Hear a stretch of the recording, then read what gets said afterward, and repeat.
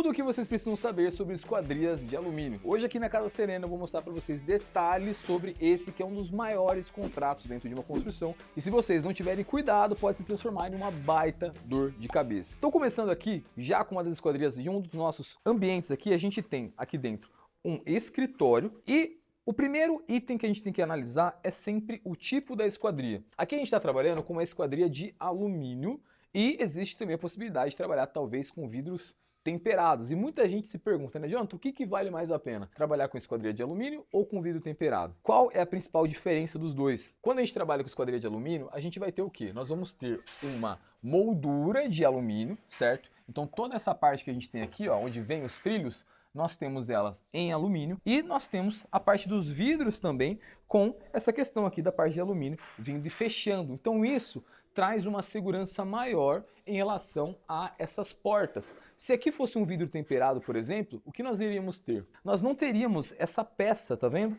A gente não teria essa peça de alumínio e simplesmente, normalmente a gente tem só um perfil U, que a gente chama, que essa folha, né? Não teria também essa parte de alumínio, a gente só teria o vidro e o vidro viria, né? E ele encaixaria aqui. Então, uma das principais desvantagens que nós temos quando nós trabalhamos com a esquadria, né, no tipo de vidro temperado, sem a esquadria de alumínio, é que nós temos uma vedação menor dessa esquadria, então a gente vai ter a possibilidade de uma maior entrada de água, por exemplo, ou até mesmo em relação a vento, isso acontece muito também, e nós temos essa questão da parte de segurança, pois quando a gente tem esse vidro, né, que ele fica vivo, vamos dizer assim, uma topada nesse vidro aqui pode ser que vire um problema, tá bom? Agora em relação a parte, por exemplo, de custo. O custo de uma esquadria em alumínio comparado a um vidro temperado, normalmente o vidro temperado é 30%, 20 a 30% mais barato do que uma esquadria de alumínio. Jonathan, eu fiz um orçamento da minha casa e eu verifiquei que vale muito mais a pena trabalhar tudo com vidro temperado. Não tem problema, só que o que eu sempre indico é o seguinte, se você vai trabalhar com vidro temperado, você tem que pensar que se o seu projeto não foi pensado para vidro temperado, você pode ter um problema. O que eu quero dizer com isso? Aqui, por exemplo, eu tenho, né, um local onde eu vou ter, a gente tem lavanderia, eu tenho aqui um escritório e eu tenho o quarto. E eu tenho um beiral aqui em cima, certo? Então esse beiral, ele faz uma proteção para que quando, por exemplo, chover, eu tenha uma incidência menor de água aqui. Se fosse vidro temperado, eu teria já sairia na frente, porque como eu tenho esse beiral aqui, essa água ela incidiria menos nessa minha fachada. Então aqui até funcionaria um vidro temperado. Mas e se eu não tivesse esse beiral? E se nesse local aqui, toda a chuva que caísse, ela batesse direto nessa esquadria? Aí provavelmente você teria um problema. Então quando você pensa em trabalhar com vidro temperado, seria interessante essa informação já ser colocada na mesa no momento da execução do projeto arquitetônico. Porque com isso, a pessoa que está fazendo, o seu arquiteto ou engenheiro que está fazendo esse projeto arquitetônico, ele pode já pensar em soluções para diminuir essa incidência de água, de sol, por exemplo, também, para que você possa ter uma eficiência maior trabalhando com vidro temperado. Agora, em relação a custo na obra como um todo em relação à esquadria. Por que eu digo que o contrato de esquadrias é um dos principais que você terá dentro da sua construção? Porque normalmente, em média, esse contrato ele gira em torno ali de 8 a 13% do valor total da sua construção. Então se a gente pensar em uma média ali de 10% do valor da construção, é um valor considerável. E se é um valor considerável, é um valor que você vai fechar com um fornecedor só. Então é um grande valor que você vai colocar na mão de um fornecedor. Então esse fornecedor, ele precisa ser muito bem, né, no caso, escolhido, principalmente porque se você tiver qualquer tipo de problema em relação às suas esquadrias durante o processo da sua execução, você não consegue entrar com a finalização da sua obra, certo? As esquadrias de alumínio, que são essas portas externas, as janelas, por exemplo, elas vão fechar essa casa e vão permitir que nós possamos entrar com a fase de acabamentos dentro dessa casa. Então, por exemplo, marcenaria eu não posso começar se eu não tenho esquadrias.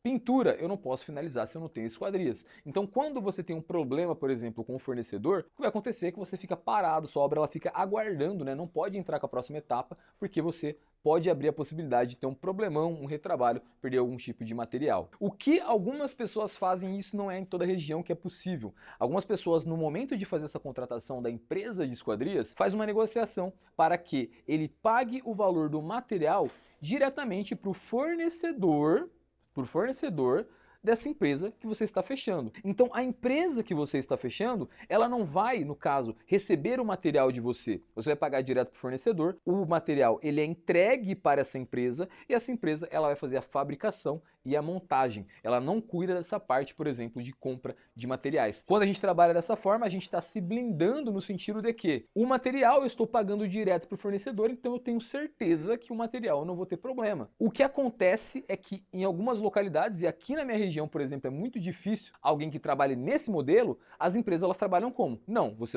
vai pagar o material e a mão de obra todo para mim e eu vou fazer então toda a parte de compra de materiais, fabricação e instalação. Se eu trabalho dessa forma, como eu disse, 10% do valor da obra é um grande valor, então eu tenho que garantir que esse fornecedor ele vai me entregar aquilo que ele está prometendo. Então muito cuidado na hora de fechar esse fornecedor de esquadrias de alumínio da sua construção.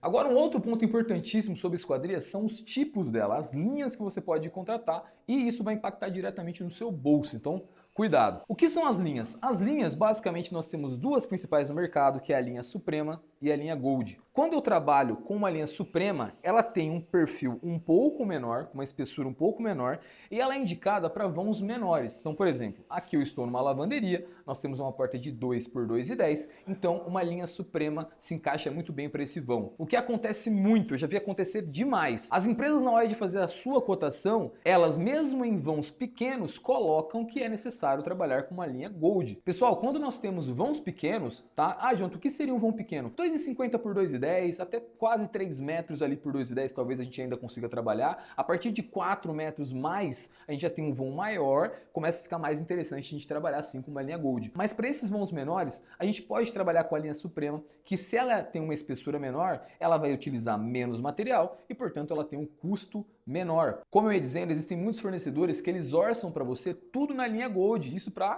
tentar vender o mais caro. Mas não é necessário em vários locais trabalhar com linha Gold. Então você pode muito bem trabalhar com a linha Suprema. Você vai conseguir identificar um bom fornecedor quando ele for sincero e honesto com você e colocar, olha, nesse local aqui a gente não tem necessidade de trabalhar com essa linha, podemos trabalhar com uma linha Suprema, ou seja, ele está buscando realmente o melhor custo-benefício para você. Então, anotem essa. Outro ponto importante é em relação a onde a esquadria é fixada, tá? Então, como vocês podem ver aqui, eu tenho a minha parede e a esquadria, ela vem na parte interna da casa, certo? Não na parte externa.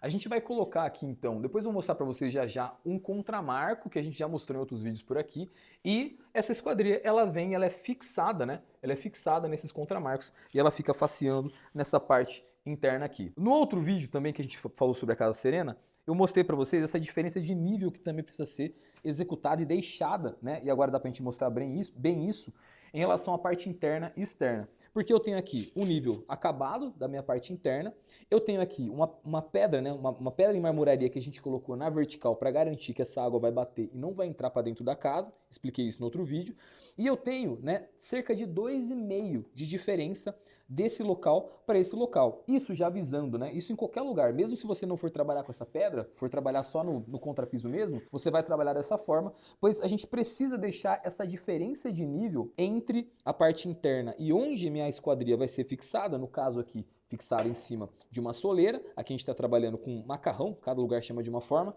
para a gente trabalhar com essa esquadria correndo. Isso aqui poderia ser também um outro perfil de sobrepor para essa esquadria correr por cima, certo? Então a gente precisa sempre deixar esse desnível de dentro para fora para poder fazer essa instalação da porta. Um exemplo de onde seria necessário trabalhar com a linha Gold. Aqui nós temos um vão, uma porta de 8,40 metros, e aqui sim, pelo tamanho do vão eu preciso trabalhar com essa esquadria, né, em um perfil maior. Aqui a gente ainda não colocou, né, as portas, a gente só colocou os trilhos, né, na parte superior, e fica até legal de explicar um pouco melhor, porque, como eu disse na porta anterior, esse trilho que está trabalhando aqui na parte de cima seria basicamente um trilho que a gente teria na parte de baixo, caso eu não trabalhasse com esse macarrão que a gente coloca ali na soleira, né, com essa parte, esse perfil metálico, para que a gente possa correr, né, com a esquadria. Se caso eu não trabalhasse dessa forma, a gente ia ter um cara desse na parte de baixo, para as minhas portas, né, elas correrem. Então nesse vão aqui sim, ok, esse vão a gente vai trabalhar com uma linha Gold, tá, um perfil mais resistente,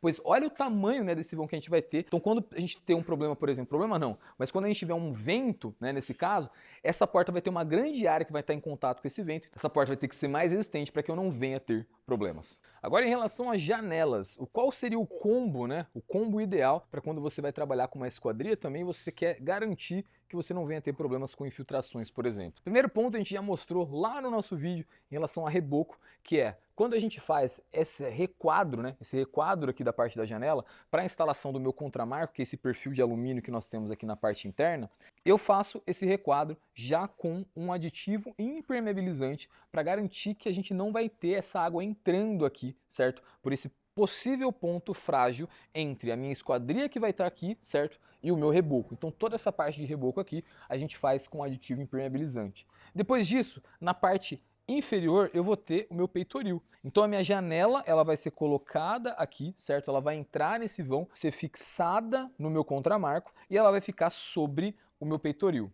Com isso, com esse peitoril aqui, eu estou garantindo que quando bater chuva, por exemplo, nesse local também, e essa água escorrer, ela não vai ficar pegando no topo, né? No caso, não vai ficar umedecendo o topo da minha alvenaria, porque ela está protegida por um peitoril. Então essa água ela vai vir, certo? E ela vai escorrer por aqui. E aí aqui embaixo a gente tem um outro pulo do gato, que é a questão do friso, né? Aqui vai ser um pouco mais difícil de ver, mas a gente tem um friso na pedra, tá? Que é um vinco que vai garantir que minha água faça o quê?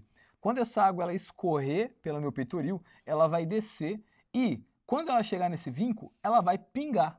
Ela não vai ficar escorrendo na parede. Se eu não tivesse ele, ela ia fazer isso, descer e escorrer pela parede. Aqui não, ela vem, para nesse vinco e começa a pingar. Com isso, eu consigo proteger essa face aqui da minha parede, certo? Garantindo que não vai ficar encharcando de água também esse ponto. A gente também tem impermeabilizante aqui, porque foi feito o requadro com o impermeabilizante, mas a gente tem uma proteção extra, que é essa questão de realmente fazer essa pingadeirinha, né, nesse friso, para que a gente possa garantir que essa água não fique em contato aqui. Dessa forma, a gente consegue, né, aqui nós temos uma cozinha, nós conseguimos garantir que essa janela e a mesma coisa que a gente fez aqui está sendo feita em todos os outros banheiros dessa casa, né, onde a gente tem janelas, para que a gente garanta, né, que a gente não tenha problemas de entrada de água entre o meu vão e a minha janela, que é algo que acontece frequentemente em outras construções por aí. Esse foi mais um vídeo aqui do nosso canal na Casa Serena, explicando detalhes sobre esquadrias. Se ele te ajudou de alguma forma, me conta aqui nos comentários, se inscreva no canal e a gente se vê no próximo vídeo.